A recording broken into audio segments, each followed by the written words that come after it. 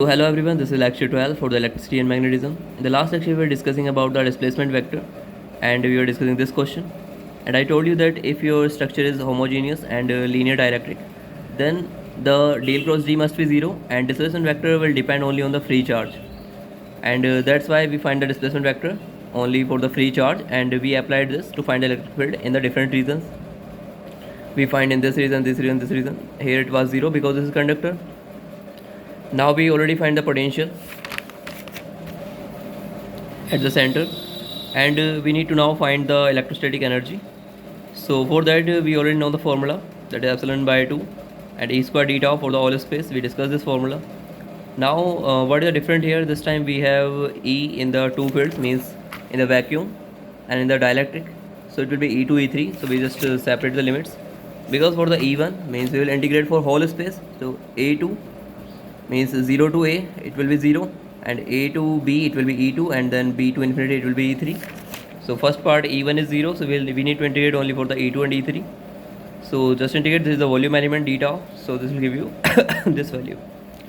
Now see that you can write this for the dielectric in this way also, because d dot E will give you epsilon E for the dielectric. We use epsilon in place of epsilon naught for dielectric, and epsilon naught for the E3 because there is no dielectric and it is in the vacuum, the E3. That's why this is the general formula. So this D is nothing but epsilon E. So epsilon E will give you epsilon E square for the dielectric and epsilon naught E square for the normal conductor or the vacuum. So this will be your electrostatic energy. Let's see one more question. A point charge Q is embedded at the center of a sphere of linear dielectric material with susceptibility chi e and radius r. So it is linear dielectric material again, so it will be symmetrical, and the del cross D must be 0 and D will depending on the free charge only. So this equation will be valid. D dot dA will be Q free enclosed.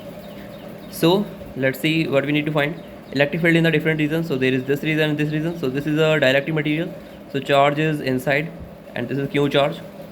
So D dot dA will be Q free charge, that is Q. So D, let's say the magnitude is D1, multiply the magnitude of this area will be 4 pi r square equal to Q.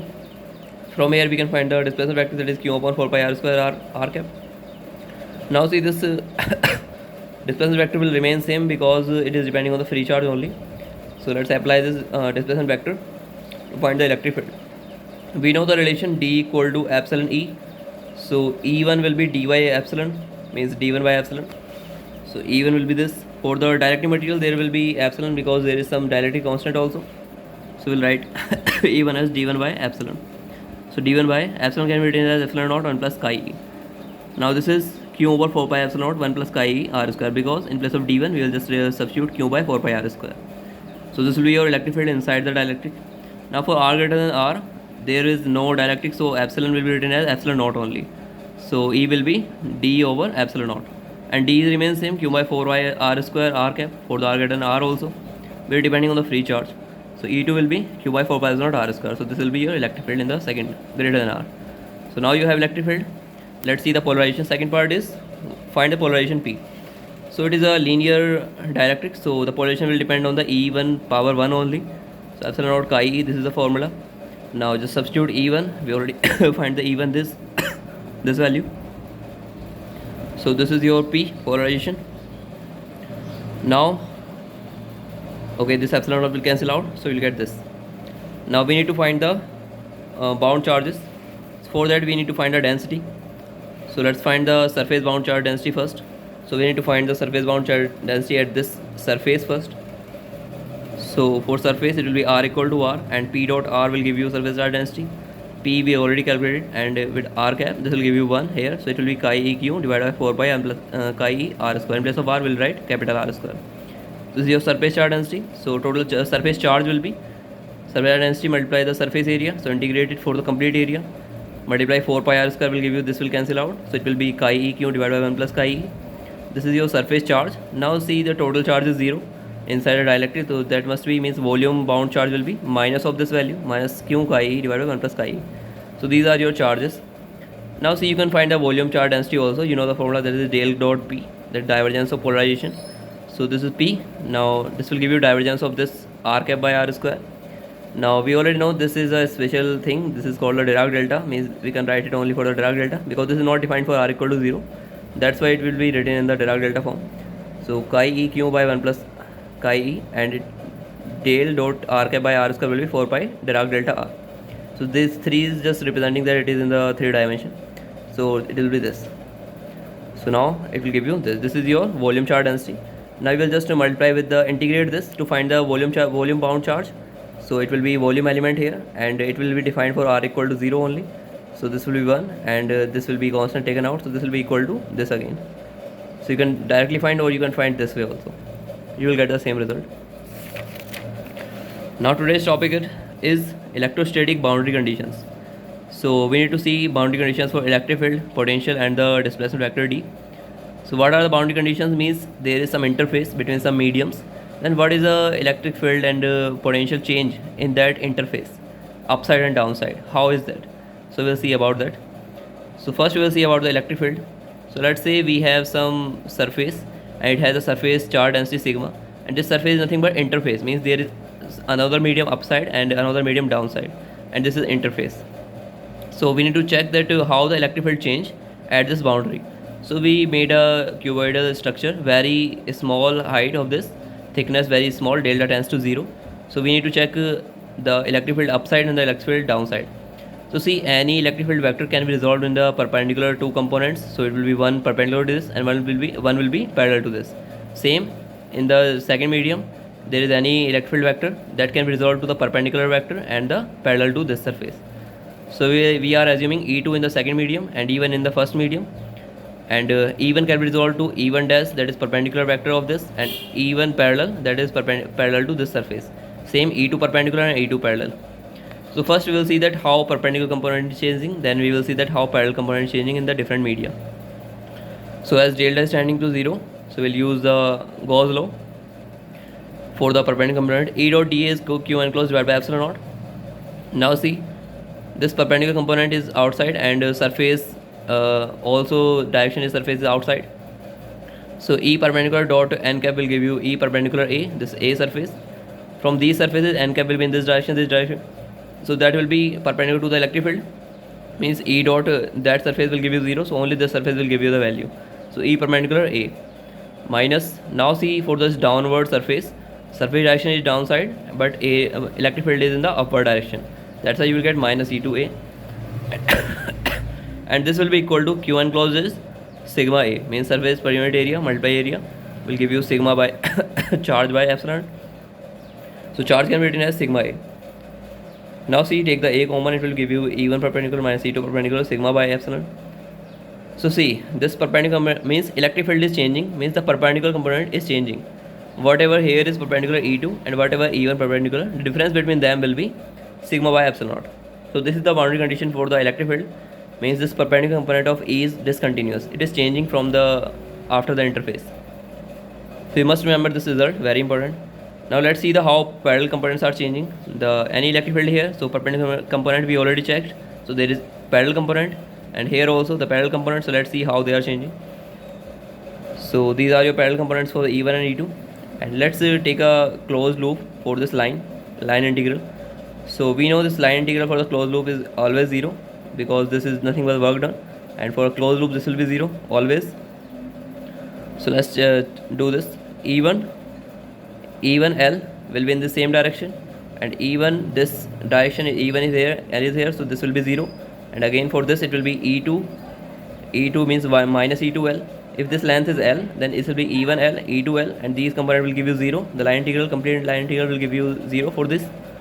So E1L plus 0, E1L plus 0 minus E2L plus 0 will give you this. So from here E1 parallel will be equal to E2 parallel. Means the parallel components will remain same. Component is continuous, so they will be continuous because they are same in the both media. Now the only result we get is difference between E1 minus E2 is sigma by epsilon naught n cap. So only the perpendicular direction component will change.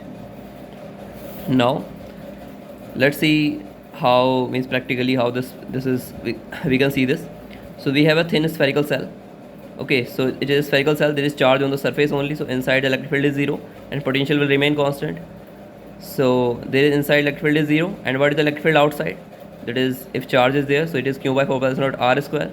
This is very small bit, so we can take r equal to r here. Now see difference between these two electric field is, you can take q by 4 pi r square as sigma, and it will be sigma by epsilon. So see the difference is sigma by epsilon. Now you can see this in the uniform charge dielectric sphere means charge is inside so this time charge is on inside, lying only inside. So let's see what is the electric field inside the dielectric sphere. We already calculated this result, that is q r by 4 pi epsilon naught r cube, where r is the distance from the center. So at any point inside this dielectric sphere, this will be your electric field. And what is the electric field outside? This will be same, means total charge divided by 4 pi epsilon naught r square. Now see at the interface, the r equal to r. So let's put r equal to r. This will become q by 4 pi epsilon naught r square, and this is q by 4 pi epsilon naught again r square. So we get the same electric field. So there will be continuity, because there is, means charge is lying inside only, and there is no sigma because there is no charge on the surface. So surface charge density will be 0. So if you put 0 here, so it will be E1 equal to E2. So that's why we are getting the same result. Now let's check for the electrostatic potential. So you have this interface, and you are going from A point to B.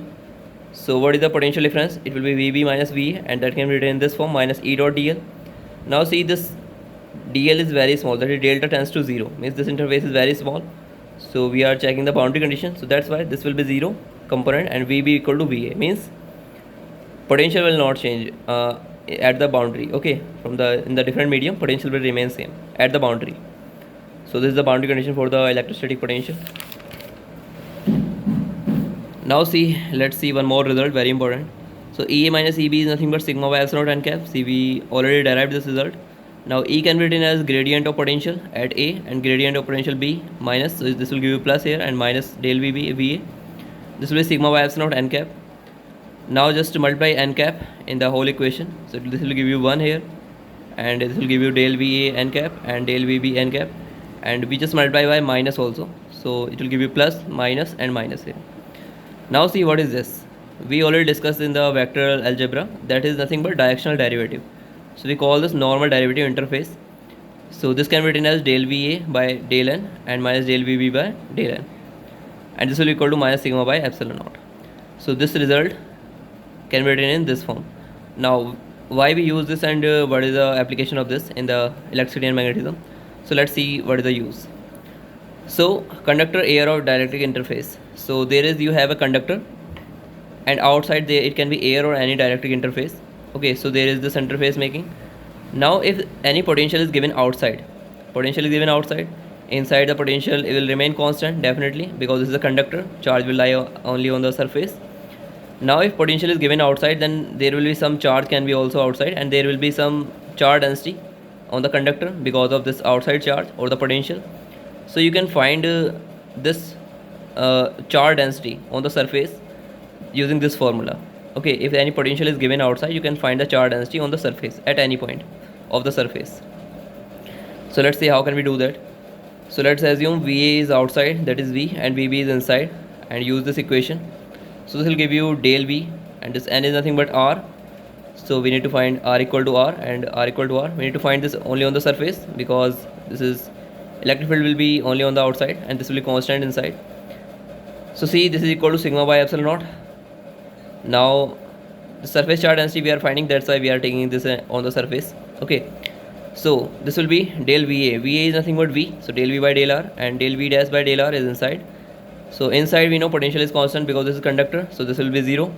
So only thing is remaining is del V by R, R equal to R. So this is V potential which is given outside. Now sigma will be minus epsilon naught del V by del R and R equal to R.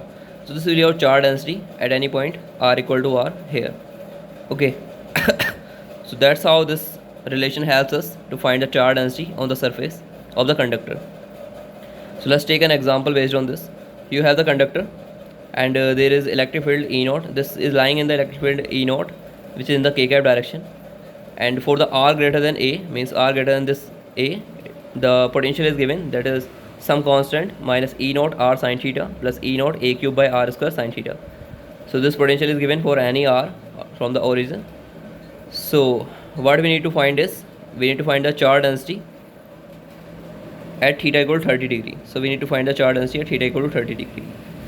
So let's find what will be the charge density. So it will be here only. So at the surface we need to find.